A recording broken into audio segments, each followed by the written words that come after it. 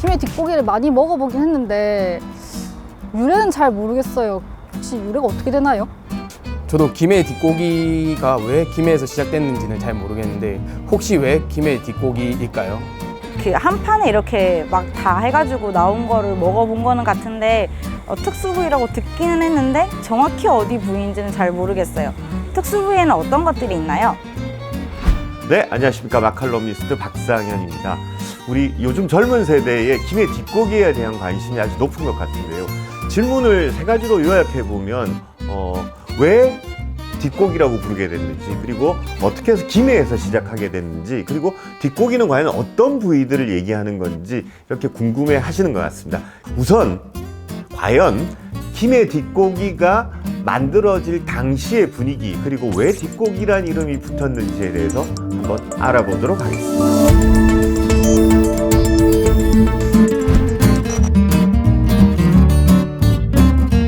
고기 전문점을 하신 지는 얼마나 되셨어요? 지금 딱 20년 됐는데 2003년도부터 했으니까. 사장님이 기억하시는 뒷고기, 언제부터 이 뒷고기란 말이 나온 것 같습니까? 그렇지. 이 뒷고기라 하는 거는 그때가 이제 약 한 70년대 후반 78년도 농업도시에서 이제 공업도시로 서서히 이제 바뀌기 시작했어요. 워낙 공장들이 들어오기 시작해서. 서서히 이제 특히 이야기하면 김해에 이제 발전을 이발했다는 거 태양시업 시발공장이 있어요. 예. 그럼 그때 당시에 태광시럽 공장이 규모가 컸나요? 일공기 있는 상공장, 네. 뭐 사공장까지 있었지만 사공장은 저 부산 쪽에 있었고, 그래서 뭐 한 공장에 뭐 한 1000명 이상씩 이런 식으로 공부. 그러면서 이제 마치고 집에 오다 보니까 이제 구수하게 냄새가 막 쑥쑥 올라옵니다. 그 당시에 또 어떻게 뒷고기를 구입하게 됐냐 하면은 날 도사장이 요리한테 배달하면 막걸리를 배달하게 됐어요. 막걸리 배달하고 좀 식당도 있고 그 도사장한테 식당도 있고 그러니까 그 아저씨가 막걸리 배달하면서 고기를 정식에 나왔어. 그럼 그 도살장은 그때는 어디 있었는데? 저 안동 쪽에. 안동 쪽에. 안동 쪽에 덕성산업이라고 했는데. 오. 그것도 그 당시에 경남에서 큰 도사장이. 아. 지금은 그 여자가 되게 추천을 예. 추천을 같지만. 그러나 저 그때 그 당시에 그 아저씨가 막걸리 배달하고 좀 고기를 이제 막걸리 하나 들고 앉아 조금씩 앉아 나왔어요. 김해 뒷고기가 어떻게 출발했는지를 대충 유추해 볼 수 있는데, 우선 70년대 말에 김해에서 만들어졌고 김해에 있던 도축장들에서 나온 몇몇 부위들을 이렇게 이제 구워서 판매하던 것이 뒷고기의 출발이라고 볼 수 있는데, 이런 뒷고기의 출발에 있어서 우리가 한 가지 확인할 점은 그 당시의 김해의 환경이었습니다. 김해는 전형적인 농촌이었는데 70년대 중반부터 이렇게 이제 생산 공장들 대부분이 섬유 그리고 신발 공장들이 들어오게 됩니다. 많은 노동자들이 오죠. 그리고 노동자들은 이렇게 미세먼지나 이렇게 본드 냄새를 맡으면서 하루 종일 일을 하다가 뒷고기점들이 대부분 어디서 생겨났느냐면 통근 버스가 정차하던 곳들 혹은 노선 버스들의 정류장 이 주변에 이제 집단적으로 생겨납니다. 그러면 이제 이 고기 굽는 냄새에 그야말로 끌릴 수밖에 없었던 거죠. 그러면서 이제 버스 정류장 주변으로 뒷고기 전문점들이 하나 둘씩 생겨나기 시작하면서 김해 뒷고기가 출발하게 된 겁니다. 뭐 누가 먹는데 뭐 진짜 구수한 지금은 한풍기 시절에 막 때가 있지만은 연기가 자가지고 한풍기가 있으면 그냥 구두 안에서 구워 먹는 게 그냥 그래 옷에 뭐 냄새 다 배이고 냄새 배이고 막 할 수 없는 게 배고픈데 그거 뭐 먹을 수 있는데 그러니까 아줌마한테 내가 물었어. 아니 고기가 무슨 고기요? 누가 아저가 누구 살짝 어려운 거 아니야? 자기 하지마 애지 마라 하더라고. 그렇게 이름을 붙여야 돼. 이거 이름을 붙여야 될 거 아니에요. 뭐, 뭐라 얘기라고. 그래서 우리 이름 붙이기 아줌마가 살짝 뒤로 빼나온 게 있긴 해. 그럼 막 뒷고기를 합시다. 아, 진짜로? 진짜로 우리가 이 이름을 붙인 게 저희들이 이름을 붙인 거 아니, 그러면 그 이름을 붙이기 전에는 뒷고기라는 간판을 달고 상사하는 데가 아무래도 없었지. 뒷고기라는 말 자체가 없었다니까. 김에 뒷고기라는 말 자체가 그 당시에는 없었어. 그런데 과연 그러면 이 정형 기술자의 측면에서는 뒷고기가 어떻게 출발됐는지 오랫동안 정형 기술자로 일해 오신 분을 만나보도록 하겠습니다. 제가 듣기로는 이 정형을 하신 지 굉장히 오래되셨다고 들었는데, 예, 한 5, 6년 됩니다. 그럼 김해의 이런 뒷고기에 대한 역사나 예. 이런 거에 대해서 또 선생님 나름대로 아시는 게 많으실 것 같은데, 예. 그 80년대 그때 선생님이 일하실 때도 이렇게 뒷고기란 말을 썼습니까? 아, 그 당시에는 도축장에서 정상적인 물건이 아니고 네. 뒤를 나간다고 해서 뒷거래를 한다고 해서 뒷고기라고 예. 이름을 지어가지고 예. 직원들이 가정에 가져와서 먹기도 하고 또 판매도 하고 그렇게 생활을 했습니다. 뒤로 빼돌린다기보다는 예. 사실은 이렇게 정상적으로 유통이 안 되던 부위들이었죠. 맞습니다. 그때는 정상적인 유통을 할 수가 없고 네. 뭐 그 당시에는 살기 위해서는 어쩔 수 없이 네, 정형 기술자분께서 아주 조심스럽게 말씀을 해주셨는데요. 돼지 한 마리를 도축하게 되면 돼지 한 마리 그 자체가 유통되는 것이 아니고 뭐 털을 뽑는다든지 머리를 제거한다든지 내장을 제거한다든지 피를 뽑는다든지 이러면서 이제 이런 부산물들을 전부 제거하고 유통이 됩니다. 이렇게 유통되는 돼지고기의 상태를 지육이라고 합니다. 근데 지육은 정형 기술자들이 어떤 방식으로 도축을 하느냐에 따라서 무게가 달라집니다. 달라지다 보니까 평균적인 무게를 가지고 측정할 수밖에 없고, 이럴 때 이제 고기를 오랫동안 다뤄오셨던 정형 기술자분들은 이분 도체에 있는 몇몇 특수 부위들은 이분들이 이제 먹기 위해서 혹은 또 집에 가져가기 위해서 빼냈던 것이고, 이렇게 빼낸 부위들은 사실 당시 업계에서는 관행적으로 인정해주던 그런 부분이라고 할 수 있겠습니다.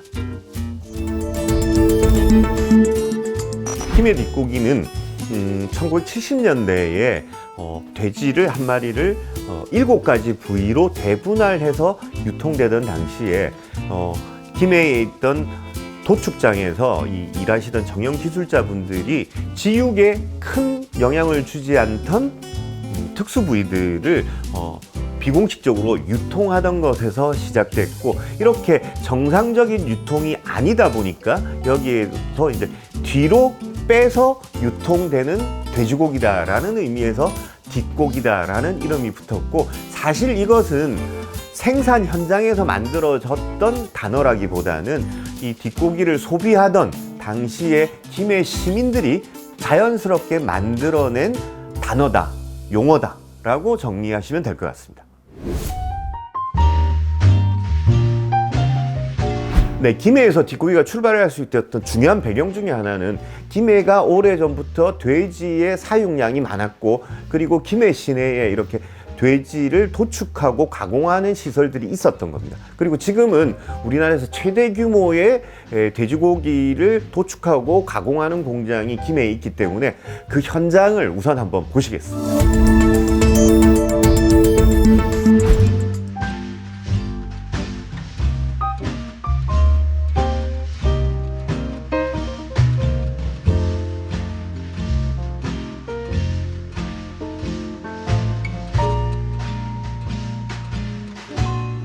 일단 미분 도체된 지육은 이제 레일을 따라서 흘러가게 돼 있는데, 미분 도체를 저희들이 3등분을 합니다. 먼저 앞다리 쪽은 갈비 내대뼈 쪽에 탈을 넣어서 정각을 만들고요. 중간에 이제 안심 부분을 작업을 하게 되면 이제 중각이 생산됩니다. 그리고 그 나머지 부분은 후각이라 하는데, 이 세 부위가 각 라인을 타고 이제 흘러가면서 작업을 하게 되어 있습니다. 뒷고기를 요거는 뒤통,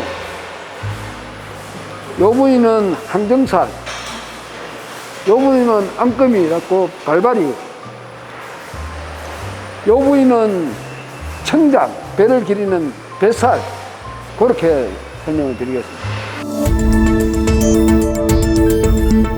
네, 방금 보셨듯이 돼지고기를 이분할한 상태에서 특수 부위의 위치들을 보면 눈에 아주 잘 띄는 곳에 있습니다. 그리고 양이 아주 소량이죠. 그러다 보니까 이 정형 기술자분들이 속된 말로 먼저 보는 사람이 임자라고 할 정도로 이거 잘라내버리면 지육 전체 무게는 별로 이렇게 영향을 주지 않으면서 맛있는 부위들을 빼낼 수가 있었던 거죠. 그래서 이렇게 뒷고기가 형성되기 시작했는데, 과연 그러면 이거 법적으로 문제가 없느냐?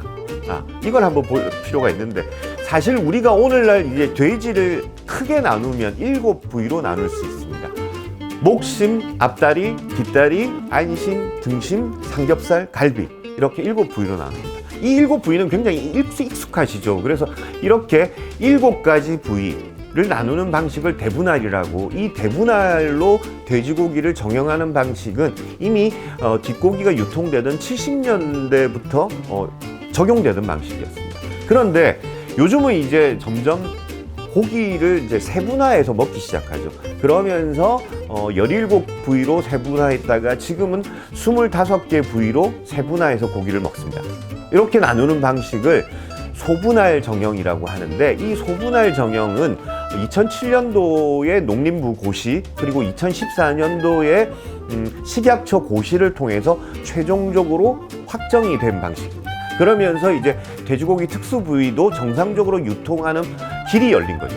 그러면 1970년대 말 뒷고기가 출발할 당시에는 이런 소분할 정형 방식이 적용됐느냐? 그렇지 않았다는 점이 중요합니다. 그렇기 때문에 이렇게 작은 부위들, 소량 나오는 특수 부위들은 업계의 관행으로서, 그리고 법적으로도 이렇게 비공식적으로 유통되는 것이 허용되었다. 이 점이 뒷고기에서 굉장히 중요한 점이라고 할 수 있겠습니다. 그러면 우리 소위 말해서 이제 이 아주 소량이지만 맛있는 특수 부위들은 예, 예. 마찬가지로 지금 이 라인에서 작업이 되는 건가요? 예, 당연합니다. 지금 앞다리 쪽에는 이제 우리가 볼 수 있는 항정살이 나오는 거고요. 그 다음에 중각에서 나오는 거는 우리가 말하는 갈매기살. 그 다음에 뭐 토시살 부분도 약간 특수 부위가 형태를 띠고 있는 상황입니다. 그 다음에 등 쪽에 있는 우리가 알고 있는 목심과 등심의 경계를 이루고 있는 그 부분에 우리가 말하는 가브리살이라는데, 일명 등심덧살, 이 제품이 또 특수 부위로 사용되고 있는 상황입니다.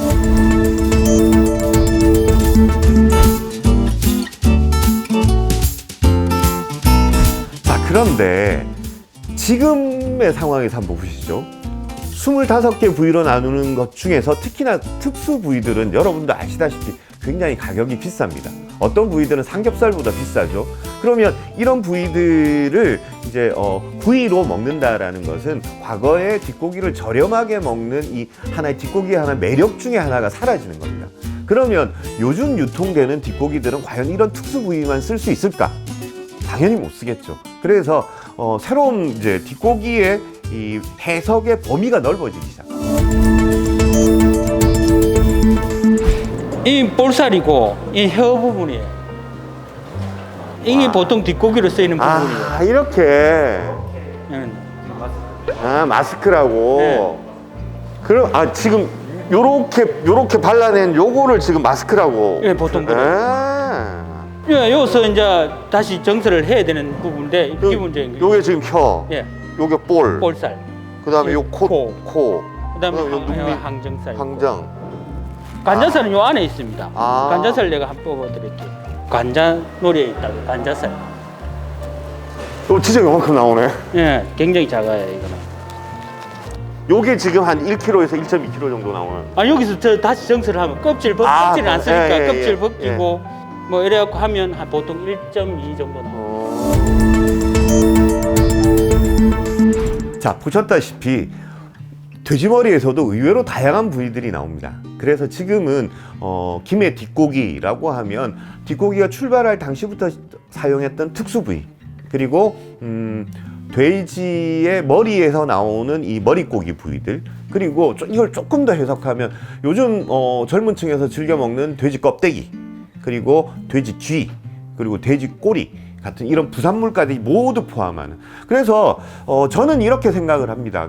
돼지고기의 대분할 정형을 하는 7부위를 제외한 모든 부위는 사실 뒷고기의 범주에 들어간다라고 보셔도 좋지 않을까 싶습니다. 네, 지금까지 김해 뒷고기에 대한 시민 여러분들의 궁금증을 해소하기 위해서 다양한 현장을 다녀왔는데요. 이렇게 다니면서 제가 느낀 김해 뒷고기에 대한 몇 가지 정리를 해보도록 하겠습니다. 뒷고기가 왜 김해에서 시작됐느냐? 우선 김해는 과거부터 돼지 사육량이 많았습니다. 돼지 사육량이 많다 보니까 김해에 이 돼지를 도축하고 가공하는 공장들이 있었습니다. 그리고 지금은 우리나라 최대의 돼지를 도축하고 가공하는 시설을 가진 곳이 바로 김해입니다.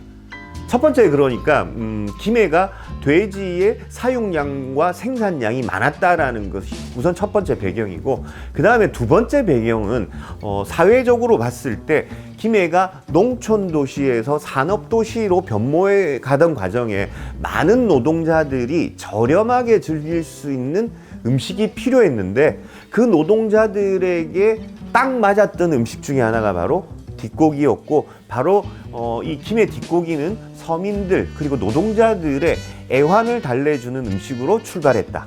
그래서 대규모 돼지를 사육하고 처리하는 시설을 갖고 있었다. 그리고 이것을 소비할 수 있는 서민과 노동자들이 많이 거주했다라는 것이 바로 김해가 뒷고기의 탄생지일 수밖에 없는, 출발지일 수밖에 없는 어떤 숙명이지 않을까, 그렇게 생각을 합니다.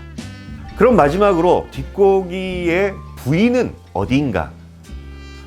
뒷고기가 시작될 당시에는 특수부위로 시작이 됐고, 특수부위의 가격이 오르니까 이 특수부위를 대체할 만한 대체 부위를 찾는데, 그 부위가 바로 머릿고기. 그리고 뒷고기의 다양한 맛을 즐기기 위해서 더 추가된 부분이 바로 돼지 껍데기, 그리고 귀, 그리고 꼬리, 이런 부산물들까지 붙었습니다. 그래서 특수부위로부터 이런 부산물들까지 모두 포괄하는 것이 바로 뒷고기 부위다라고 생각하시면 될 것 같습니다. 그래서 많은 분들이 뒷고기는 어떤 부위다라고 이렇게 설왕설래가 많으시고, 심지어 술자리에서 싸우시는 분들도 있는데, 여러분들 말하는 모든 것이 뒷고기에 해당된다라고 보시면 되고, 모든 것이 사실은 뒷고기다. 단 가장 중요한 것은 뒷고기는 돼지고기를 가장 다양하게 그리고 저렴하게 즐기는 방식이라는 것. 이것이 제가 생각하는 뒷고기의 가장 큰 매력이라고 생각합니다. 네, 지난 두 편의 영상에서는 뒷고기가 어떻게 시작되었으며 왜 김해에서 시작되었고, 그리고 뒷고기의 범위는 어디까지인지 알아봤습니다. 그럼 이제 본격적으로 뒷고기의 맛을 한번 알아보는 시간을 가져볼까 하는데요. 우선 뒷고기의 각 다양한 부위들의 맛은 어떤 특징들이 있으며, 그리고 우리가 가정에서 좀 더 손쉽게 뒷고기를 그리고 이 뒷고기의 맛을 충분히 끌어낼 수 있는 방법은 무엇인지 한번 알아보는 시간을 가져보도록 하겠습니다. 먼저 김해에 있는 뒷고기 전문점을 찾아서 뒷고기 중에서 머리 부위의 맛을 한번 보도록 하겠습니다. 요게 아까 이쪽 돼지 머리살. 돼지 머리살. 이쪽 머리살 쪽에 있는 지방들은 약간 서걱서걱한 느낌이 있어요. 그렇지. 이제 스글스글. 나는 소고기하고도 안 바꿔 먹는다 하는 거. 요거 하면 되지. 올살 옆에 있는 거 아까 네. 그 마블링 들어야 네. 되는데 우리 그거는 이거는 꼬고 나니까 진짜 돼지, 소고기 같은데? 요거는 소가 살짝 하면 돼. 우리 오늘 소고기하고 나름대로 부위가 이 맛이 다 틀리기 때문에 요 안에 육즙이 살 나온다 이거지. 여기 아까 눈살이라 하니까 눈살이. 요거는 지금 볼살 요쪽은 돼지고기라고 안 믿겠는데? 예, 그렇지. 그 완전 시시한 거는 시시한 사람들은 소고기가 이건 안 나가면 아까 내가 말씀. 요거는 아까 눈밑, 예, 눈살. 눈살. 네, 눈살. 네, 눈밑살. 그것도 쫄깃해 있고. 진짜 이건 딱 살코기만, 네, 살코기만 딱. 근육만 딱 있는데. 그건 쫄깃합니다. 네. 식감이 쫄깃하고. 지방 부분이 서걱서걱한 느낌이랑 근육이 서걱서걱한 느낌이 다르네. 그 부위의 특징을 알고 이렇게 사장님이 시키는 대로 먹으니까 돼지머리가 진짜 다양한데. 근육이나 지방이 좋은 거는 뭐냐면 더덕 씹을 때 그 느낌 있잖아요. 더덕 씹으면 아삭아삭아삭. 예, 근데 부드럽게 씹히는 거. 딱 그 느낌. 그리고 끝에는 또 지방 부분은 요 찹쌀떡 씹는 것처럼 뒤에 쫄깃쫄깃하게. 예. 그러니까 지금 요 머리살 하나만 가지고도 이 8개 부위를 가지고도 식감으로 얘기하면 똑같이 한 8가지 식감이 나오는 것 같아요. 이 재밌어. 그러니까 일단 네, 제가 여러분들 대신 먼저 맛을 봤는데요. 이게 굉장히 재밌는 게 이 머리라는 부위들은 비단 돼지뿐만 아니라 생선들도 마찬가지로 여러분 참치 머리 이런 거 좋아하시죠? 그러니까 머리에 붙어 있는 근육들은 굉장히 미세하게 움직이고 그 위치마다 움직임의 정도가 다르기 때문에 아주 적은 부위지만서도 아주 다양한 맛을 냅니다. 그리고 이 지방 부분도 이 몸에 있는 지방과는 다르게 콜라겐이 많기 때문에 씹는 맛이 굉장히 각별하죠. 그래서 의외로 돼지 머리를 한번 드셔보시면 굉장히 흥미롭고 뭐라 그럴까 재밌다, 재밌게 먹을 수 있다라고 아마 느낄 수 있을 것 같습니다. 네, 1.2kg 정도밖에 나오지 않는 돼지 머리 부위에서 이렇게 다양한 맛이 난다라는 것을 저도 사실 새삼스럽게 알게 됐습니다. 자, 그럼 머리고기에 이어서 뒷고기의 출발이었던 특수 부위들, 그 특수 부위들은 어떻게 즐기는 건지 좋은지 이번에는 음식점을 찾아가지 않고 제가 직접 한번 맛을 보도록 하겠는데요. 왜 그러냐면 사실 특수 부위들은 지금은 사실 대부분의 부위들이 삼겹살보다 비싼 가격에 판매되고 있습니다.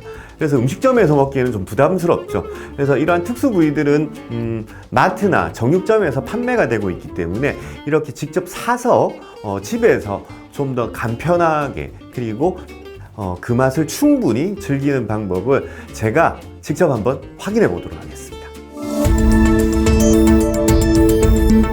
자, 지금 제 앞에 놓여 있는 것은 3가지 종류의 이제 특수 부위들이 놓여 있는데요. 여기 저 오른쪽에 있는 것은 이제 갈매기살, 삼겹살 쪽에 붙어 있는 살이고, 그 다음에 이제 중간에 있는 것은 항정살, 이 돼지의 목과 앞다리 쪽을 연결해주는 요 부위고, 그 다음에 이제 등심 덧살, 흔히들 가브리살이라고 말하는 건데, 이 등심 덧살은 이제 돼지의 등 쪽에 등심 위를 보호하는 근육이라고 할 수 있습니다. 그 다음에 이런 근육들의 가장 큰 특징은 뭐냐면 운동량이 많다는 점입니다. 이 운동량이 많은 부위들은 근섬유가 발달하게 되고, 근섬유가 발달하면 육즙을 많이 갖게 됩니다. 특히나 부위로 했을 때는 풍미가 매우 좋죠. 그 고기 특유의 이런 풍미가 좋고, 그 다음에 감칠맛도 뛰어나고. 그래서 이런 특수 부위들은 뭐 양념을 해서 먹거나 이렇게 하지 않고 구이용으로 아주 적합한 부위들인데, 문제는 이 부위들이 많이 나오지 않는다는 점입니다. 갈매기살, 등심 덧살, 항정살 이런 부위들은 지육 전체 무게에 크게 영향을 미치지 않는 그런 부위들이었고, 그러다 보니까 이제 이 정형하시는 분들이 정형을 하면서 이렇게 잘라내더라도 크게 이렇게 문제가 안 되는 그런 부위였죠. 그래서 이런 부위들을 흔히들 이제 정형을 하는 기술자들, 정형사들 이런 분들을 영어로는 부처라고 하죠. 부처라고 하는데, 이 부처, 그러니까 정형 기술자들이 잘라내는 맛있는 부위들을 부처스 컷이라고 합니다. 그래서 이런 부위들을 전부 다 이제 부처스 컷이라고 할 수 있고, 그래서 이 부위들은 이제 그냥 아주 심플하게 소금구이를 해 먹는 방식이 가장 좋은데, 여러분들 보시다시피 여기 지금 이제 갈매기살, 등심 덧살 이런 살들도 사실은 보시면 육색이 거의 이렇게 소고기와 비슷하죠. 지방이 적고. 그래서 이런 부위들은 그냥 이렇게 팬에 구워도 충분히 맛있게 즐길 수 있고, 항정살 뭐 또 요 정도면 충분히 이렇게 이런 팬에 구워도 기름이 그렇게 많이 나오지는 않습니다. 그렇기 때문에, 그래서 우선 제가 각각을 한번 올려가지고 그 구워진 모습을 한번 보고, 우선 갈매기살, 그리고 그리고 등심 덧살. 일단 지금 제가 굽고 있는데 벌써 올린 지 얼마 안 됐는데 올라오는 향, 고기 자체의 풍미가 벌써 고소하면서도 이렇게 기름지지 않습니다. 굉장히 고소한 향이 지배적이고 이게 이제 그 돼지고기의 특수 부위들, 특히 운동량이 많은 특수 부위들이 가지고 있는 특징이죠. 그래서 지금 제가 이렇게 굽고 있어도 기름이 그렇게 많이 나오지 않는 편입니다. 등심 덧살이나 갈매기살 같은 이런 색 고기들은 육색도 소고기하고 비슷하지만 거의 이렇게 맛도 보면 소고기하고 비슷한 육질이 나옵니다. 그러다 보니까 뭐 소고기 같은 돼지고기 이런 별칭들도 많은데 그래서 거의 이렇게 굽는 냄새만 맡아보면 소 등심? 등심 부위들을 굽는 것 같은 그런 냄새가 납니다. 특수 부위들은 그렇게 바짝 익혀서 드실 필요가 없습니다. 육질 자체를 즐기고 그 다음에 풍미가 좋기 때문에 너무 구워버리면 육즙도 다 날아가 버리고 그렇기 때문에 다른 돼지고기 구울 때만큼 그렇게 많이 구우실 필요 없습니다. 갈매기살은 구워놓으면 소고기를 구웠는지 돼지고기를 구웠는지 잘 구분이 안 됩니다. 우선 소금에 제가 찍어서 한번 등심입니다. 등심, 소 등심. 이건 정말 소 등심 하고 이렇게 말 안 하고 먹으면 모를 정도로. 그다음에 등심 덧살. 정말 얘는 아주 부드러운 찰떡을 씹는 듯한 그런 육질이고, 그다음에 갈매기살에 비해서 풍미가 좀 약한데 그 풍미가 오래 지속되는, 그래서 이렇게 씹으면 씹을수록 맛이 나오고, 소금과 같이 먹으니까 특히나 이렇게 계량대 소금하고 같이 먹으니까 이 육질보다는 풍미하고 감칠맛이 굉장히 뛰어납니다. 그리고 끝에는 이렇게 단맛이 돌고, 그리고 항정살 누구나 좋아하죠. 사실 항정살이 일반적으로 삼겹살 가격에 비해서 삼겹살이 보통 제일 비싼 가격, 돼지고기 부위 중에서 제일 비싸다고 생각하시는데, 항정살은 그 삼겹살 가격보다 한 2배 정도 비쌉니다. 우리 국내산 항정살 같은 경우에. 왜 그러냐면 삼겹살이 가지고 있는 모든 맛을 내면서 삼겹살보다 훨씬 씹는 맛도 좋고, 그 다음에 육즙도 풍부하기 때문에 느끼하지 않고. 새우 육젓을 한 점씩 올려서 이 좋은 새우 육젓과 특수 부위가 만나니까 와, 이게 감칠맛이 그냥 증폭돼 가지고, 그리고 이 돼지고기의 풍미와 새우의 풍미가 이렇게 서로 이렇게 싸우듯이 이렇게 하면서 입속에서 굉장히 행복한 행복한 결투가 벌어진다. 제가 오늘 3가지 종류의 특수 부위를 소금과 그리고 새우젓만 곁들여서 이렇게 맛을 비교해 봤는데, 흥미로운 것은 이제 특수 부위 전문점에서도 먹을 수 있지만, 그다음 마트나 이런 정육점에서 원하시는 부위 혹은 선호하시는 부위들을 사서 이렇게 간편하게 먹을 수 있다는 거죠. 그리고 가장 큰 장점은 고기 자체가 가지고 있는 맛이 아주 다양하고 풍부하기 때문에 뭘 이것저것 곁들이실 필요가 없습니다. 그래서 아주 간단하게 새우젓과 소금 정도만 있으면 충분히 그 특수 부위의 맛을 즐길 수 있다는 점. 특수 부위 뒷고기의 아주 장점은 심플하게 즐길 수 있다는 것. 그리고 이렇게 고기 먹기 위해서 많은 걸 장만하지 않으셔도 된다는 점. 그 점이 우선 아주 큰 장점이라고 할 수 있겠습니다. 예, 지금까지 이제 머릿고기 그리고 특수 부위들을 맛봤는데요. 사실 저도 다양한 부위를 꽤 오랫동안 먹어왔다라고 생각을 했는데, 머릿고기에서부터 이렇게 특수 부위들이 다양한 맛을 가진다는 거, 그리고 참 매력적입니다. 돼지고기지만 소고기 못지않은 그런 육질과 풍미도 가지고 있고, 그리고 무엇보다도 기호에 따라서 다양하게 즐길 수 있다라는 점, 그리고 특수 부위들 같은 경우에는 가정에서도 이렇게 간편하게 즐길 수 있다라는 점이 아주 장점이라고 할 수 있고, 저는 이게 정말 뒷고기가 가진 가장 큰 매력이라고 생각을 합니다.